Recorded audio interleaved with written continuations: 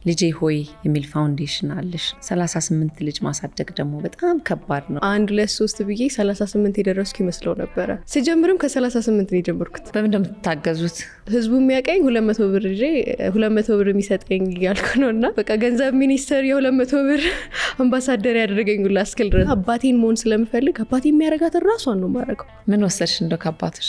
እዚህ ጋር የምታዩ ሁሉም ጥሩ ነገር የአባቴ ነው፣ መጥፎ ነገር የኬቢ ነው። የራሷን መማር የህይወት እድገት ነው። በቃ የምታቆሚው ነገር የለም። መማር ስታቆሚ ማደግ ታቆሚያለሽ።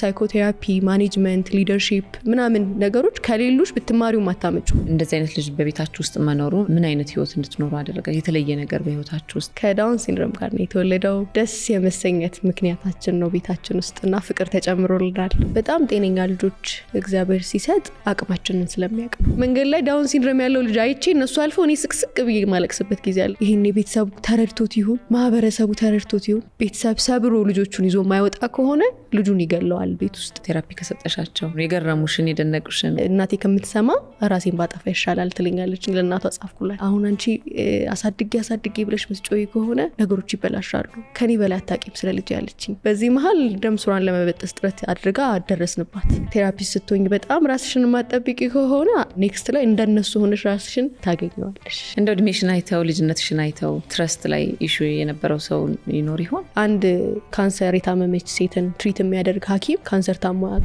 ሆስፒታል የሚያዩኝና ተምራችሁ ጨርሳችሁ ምናምን ነው ግን ምናምን ይላል። በጓደኞች ትንሽ ጉዳት ነገር ደርሶብሽ ነበር። እሱን እንዴት ነው ያለፍሽው? ከጉዳቴ በኋላ የተማርኩት ከማን ምን ኤክስፔክት እንደማድረግ፣ ከማን ጋር ምን ድረስ እንደሚሄድ፣ ምን ድረስ አብረሽ እንደምትሄጂ ሳታወሪ ትጀምሪና የሆነ ሰዓት ላይ በቃ እኔ እዚህ ድረስ ነኝ አመሰግናለሁ ቻው ነው ሲልሽ ጨለማ ውስጥ ነኝ ጥሩኝ ነው። የኬቢ ፍቅር ህይወት ምን ይመስላል? ጥሩ የሆነ የሪሌሽንሺፕ መንገድ ነበረ።